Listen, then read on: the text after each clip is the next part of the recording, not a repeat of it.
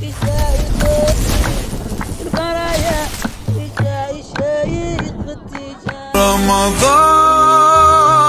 رمضان رمضان يا حبيب. Car avant ça, rien n'existait. C'est Allah seul qui était là. Et Allah n'est pas une existence. Allah, c'est une essence. Donc, c'est lui qui fait exister. Toute existence a un début et a une fin. Et Allah n'a ni de début, ni de fin. Donc, tout ce qui n'est pas Allah, c'est à partir de ce désir.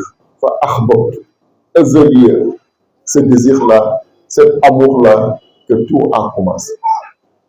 Tout ce qui n'a pas existé dans ce désir, dans cette volonté d'Allah subhanahu wa ta'ala, ne va jamais exister. Tout amour qui n'avait pas existé dans cet amour-là ne va jamais exister. Même l'amour avec laquelle la vache allait son veau, ça est dans ce désir-là. S'il n'est pas dedans, elle ne va pas exister.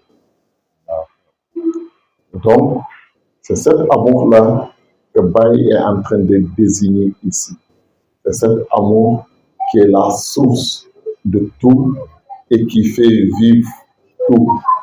C'est cet amour-là qui fait vivre, qui me fait vivre, qui fait vivre les miens et les siens.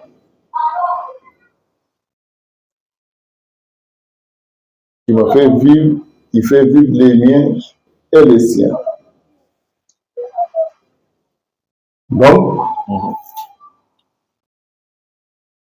il dit, et ceux de la famille du prophète sallallahu alayhi wa sallam, source de vie, descendant d'Ali et Zahra.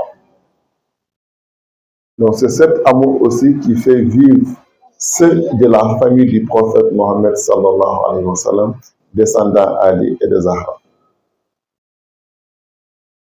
Donc Ahlou Mohammed, Ahlou Ahmed et Ahlou Ibrahim. C'est cet amour-là qui les fait vivre. Les musulmans, les moumins, les muhsins, c'est cet amour-là qui les fait vivre. C'est ce que Baye veut dire ici.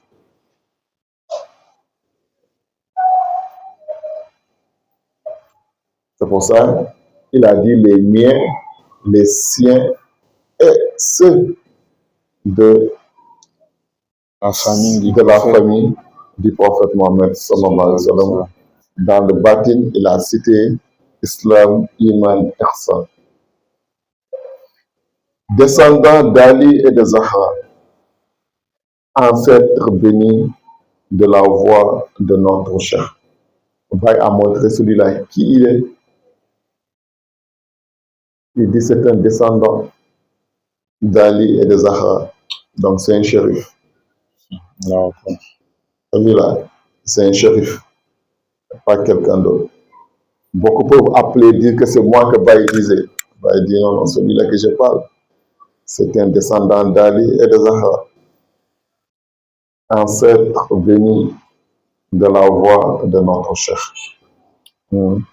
Donc, celui-là qui est l'ancêtre béni de la voix de notre cher, il fait allusion à Cheikh Sidi Ahmed Tijani, Chérif Radiyallahu.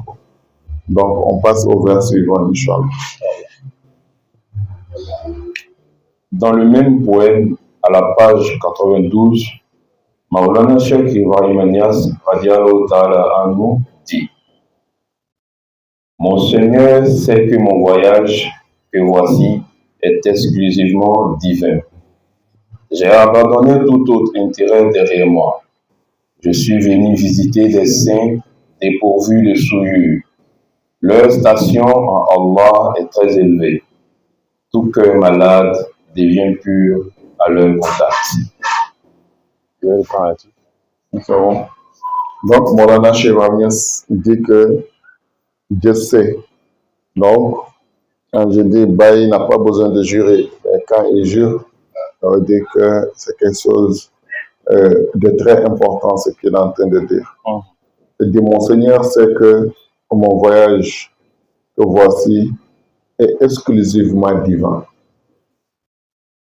Mon voyage là est exclusivement divin. Il n'y a rien de nafs ou bien autre chose, ni autre intérêt dedans. C'est purement Dieu. Ça veut dire quelque chose. Ce voyage que ceci est purement divin.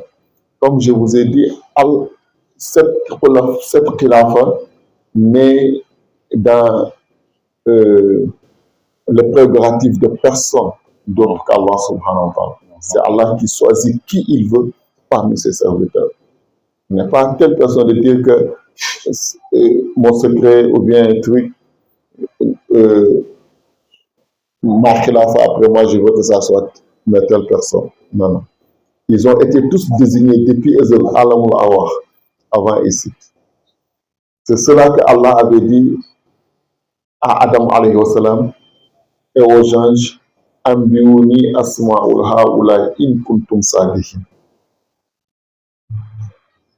Citez-moi le nom de cela si vous êtes véridique.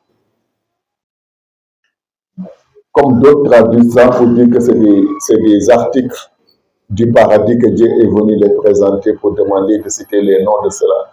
Non, non. Allah dit haoula. Quand on dit haoula, cela c'est des personnes, ce n'est pas des choses. Donc comme ils disputaient, Dieu a créé un humain. Ils sont en train de discuter de celui-là. Dieu leur montre d'autres que Dieu n'a pas créés. Il les avait juste fait apparaître. Dieu n'a pas dit quand il les a créés, où il les a créés et comment ils ont été créés. Mais que c'est celui-là que vous avez vu, que vous êtes en train de parler. Or que lui-là n'est qu'un majaz, n'est qu'un reflet. Il y a ceux-là qui sont déjà là. Qui sont ceux-là maintenant? Pourquoi vous n'avez pas discuté de cela?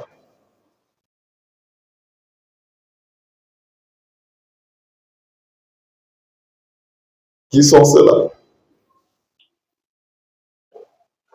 Ils se sont prosternés. Gloire à nos seigneurs. Nous ne connaissons que ce que tu nous as fait connaître. Et c'est Adam. Il cita les noms de ceux-là. Et il les demande de se prosterner devant lui. Donc, voilà, il dit donc, ce voyage est exclusivement divin.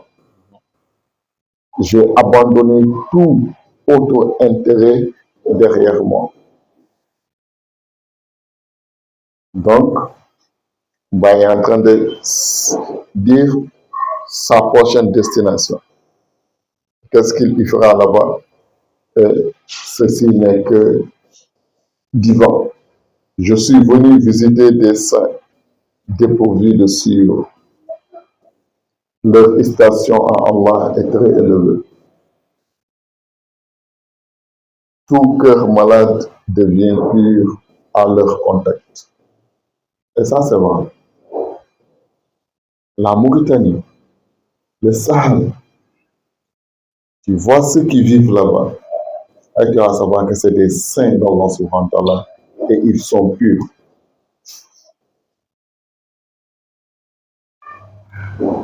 On peut dire qu'ils font partie des rares tribus aujourd'hui,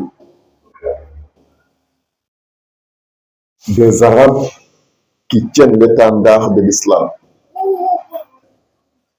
Il y a d'autres Arabes aujourd'hui, quand tu vas dans leur pays, ou bien tu vas dans leur ville, tu vois comment ils vivent avec l'islam. Si tu ne fais pas attention, si tu n'es pas très ancré dans l'islam, tu vas laisser l'islam. Tu vas dire que ce n'est pas la fin. Lui qui a vécu en Maghreb, il est en train de témoigner. Il dit Wallah. Il dit que c'est nous les Africains même, on est là se tuer dans l'islam. C'est là où tu sais que leurs grands-pères même, ils sont les Arabes même. L'islam est descendu dans leur langue. Regarde comment ils prennent l'islam.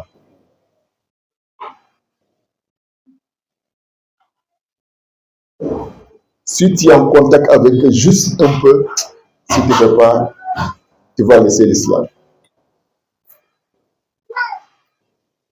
Et ce qu'un blanc avait dit, lorsqu'il les a visités, les a cohabités, dit que heureusement que j'ai connu l'islam avant de connaître les musulmans. Si j'avais connu les musulmans avant de connaître l'islam, je n'avais jamais embrassé l'islam. Parce qu'elle a dit que c'est ça là l'islam, vu leur pratique, contraire aux recommandations d'Allah subhanahu wa ta'ala, ce qu'ils font. Mais en Mauritanie, c'est le contraire. Ça, c'est l'un des rares pays aussi dans le monde qui a osé déclarer d'être un État islamique. Et jusqu'à aujourd'hui, c'est la charia qui est jugée là-bas. C'est un État islamique et c'est respecté. Là-bas, tu vois des enfants, filles comme garçons, tous des hafiz au Coran. Et c'est avec ça qu'ils jouent. Le premier départ, c'est d'être hafiz au Coran. Si tu n'es pas hafiz, toute autre connaissance et science que tu peux chercher devant eux, c'est zéro. Les femmes comme les garçons, Dieu les a donnés, ils tiennent à ça, ils tiennent à leur religion. C'est des saints, c'est des purs. Et quand tu les vois, comment ils vivent dans le désert, savoir que cela, rien ne les anime que Dieu, que Allah subhanahu wa ta'ala. Donc, c'est dit que des personnes qui ont des stations très grandes, Allah a raison. C'est pour ça qu'il y a une des visites de Cheikh Ibrahim Niass devait recevoir Cheikh Ibrahim. Les gens, ils ont vu que les personnes comme Mohamed Mishri, les Cheikh Hani Manna Abba, les Abdoulaye Djedjouba, les Mokhtar Ould Hindi, les Ould Nahwi, tous ces grands maîtres et saints de la Mauritanie, c'est eux qui étaient en train de balayer et de nettoyer la place. Ils ont enlevé leurs turbans, ils ont attaché sur leurs entrailles et ils étaient avec les talibés en train de nettoyer. Il y a un grand savant qui est passé par là-bas. Il les voit dans un véhicule. Il dit, l'autre là, mais c'est pas Mishri. L'autre là, c'est pas Ould Nahwi. L'autre là, c'est pas Cheikh Hani. Qu'est-ce qu'ils font ici? Non, ils sont en train de nettoyer, ils vont accueillir leur cheikh. Il dit non, ils n'ont qu'à dire que c'est Dieu qui va venir ici aujourd'hui. Non, c'est pas un cheikh. C'est là. S'ils ont un cheikh avec toute la connaissance que Dieu les a donnée, tout le savoir que Dieu les a donné, et il honore quelqu'un jusqu'à ce qu'il vienne balayer pour lui, pour le recevoir, c'est que c'est Dieu, c'est pas un cheikh. Parce que si c'est cheikh seulement cela, je ne vois pas un cheikh qui est au-dessus d'eux. Donc, comme ça, il dit que c'est des personnes dont tu sais que Baye a témoigné ici, et Baye ne parle jamais au plaisir de son nafs. C'est Baye qui a témoigné pour lui. Il dit, je suis venu visiter des saints dépourvus de souillure. Ils sont propres, purs. Et il dit que leur station en Allah subhanahu wa ta'ala est très élevée. C'est Baye qui a dit ça. Leur station en Dieu est très élevée. Tout cœur malade devient pur à leur compagnie, à leur contact. Donc ça, c'est Cheikh Ibrahim Niass qui a... Il y a une précision de taille qui fait en bas. D'accord. Il dit, tout cœur malade devient pur à leur contact, dépassant même Junaïd et Sirou Sakati. C'est le Sakati. Allah. Donc, tout cœur malade devient pur à leur compagnie. C'est ça la continuité. Dépassant même Junaïd et Sirou Sakati. Imam Junaïd qu'on disait Aboul Arifin. C'est le père des Arifin Billah. On dit cela, toute personne qui est à leur compagnie, tu vas dépasser Junaïd et Sirou Sakati. Donc cela, leur maître c'est qui? Jusqu'à ils vont dire ce dernier a un code attaché dans nos coups, accepte qu'on devient que serviteur des Shurafa. Donc cela, ce qu'il était venu chercher, c'est pour ça que Shehani, maintenant après c'est Baï qu'il a dit Shehani. Shehani veut dire deux chefs. C'est-à-dire que chef dans deux domaines, dans la charia comme dans la haqiqa. Il était petit-fils de Cheikh Mohamed Hafizul Shingati, lui qui a fait rentrer la tariqa en Afrique noire. Il avait toutes les connaissances, toutes les sciences. Baï l'appelle Shehani, Manna Abba.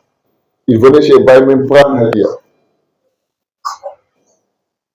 Mais le jour qu'il a décidé de savoir que ce qu'il cherchait, tous les voyages qu'il faisait, ce n'était pas pour prendre Hadia. Il y a le secret là qu'il cherchait, vous savez. Il ne pouvait pas imaginer que c'était chez Cheikh Ibrahim.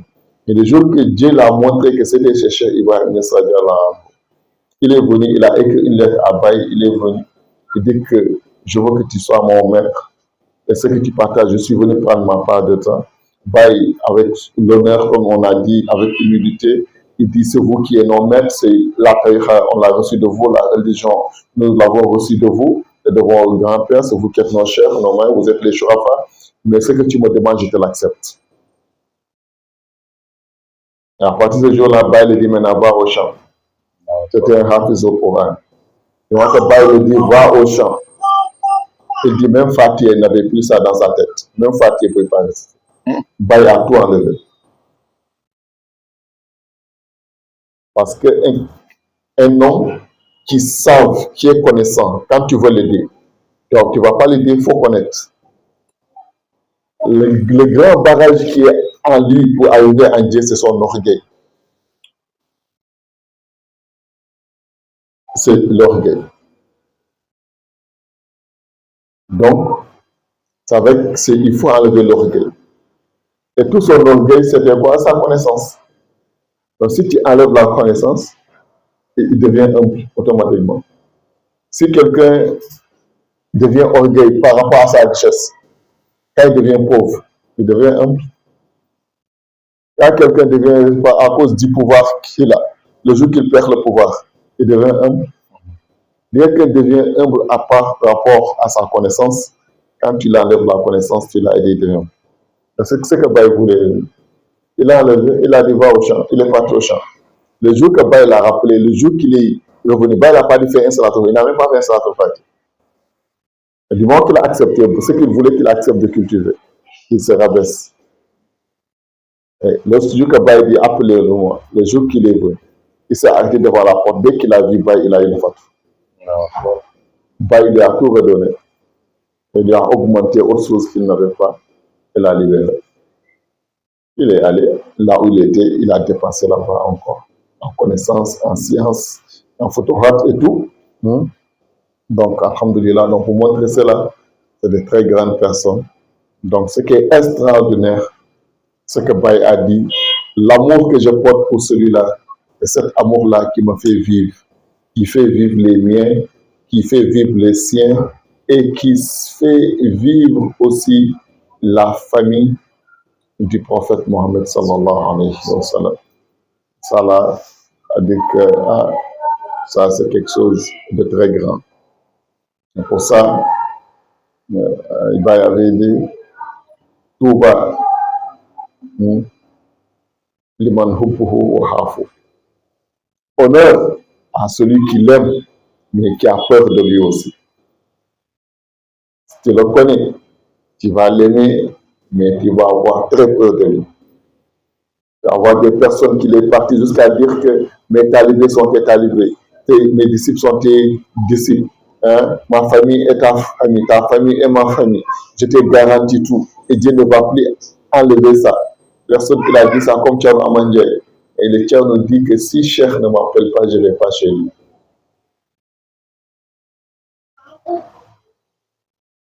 Et un jour, j'ai vu quelque chose d'extraordinaire. Tcherno a dit à Tcherno Ismaël de l'appeler parce qu'il devait lui faire des comptes rendus. Tcherno Ismaël dit il n'a pas de crédit, il faut l'appeler avec ton téléphone. Il dit non, non. Quand je t'envoie du crédit, je t'ai envoyé 10 000 francs, il faut l'appeler. Il envoie Tcherno Ismaël les 10 000. Pour ça, c'est pour éviter lui-même d'appeler directement. Il envoie 10 000 à Tcherno Ismaël. Tcherno Ismaël appelle et dit ah, ça sonne, tiens. Il dit non, non, parle avec lui d'abord. Dis-lui que je veux parler avec lui. Là, que Tcherno Ismaël dit qu'Ahmad est là, il veut parler avec toi et tout. Là, il a dit donne-le-moi. Il l'a donné. Et là, j'ai dit que c'est que nous, on joue avec le feu. Si nous, on est pressés pour rentrer chez lui, aller le saluer, aller se mélanger avec lui. Et ceux qui le connaissent, ils évitent même, ils ont peur même de parler avec lui au téléphone. Donc, ça, celui qui connaît, c'est lui qui connaît. On dit qu'il y a des enfants qui étaient partis dans la forêt, ils ont vu le lion. Ils jouaient avec le lion, ils ont attrapé sa tête en train de le tirer. Il le suivait. Il dit que vous ne me connaissez pas. Lorsqu'ils sont rentrés devant la cour, lorsque le papa a vu, le papa a sauté pour aller monter en haut du toit. Il dit que vous, là, vous ne me connaissez pas, c'est celui-là que je me connais. Je sais retourner. Hein? Donc, alhamdulillah, qu'Allah nous donne la bonne compréhension à les aimer et avoir crainte, avoir peur d'eux aussi, avoir leur agrément. Al-Akhidawna, alhamdulillah, Rabbil Alamin.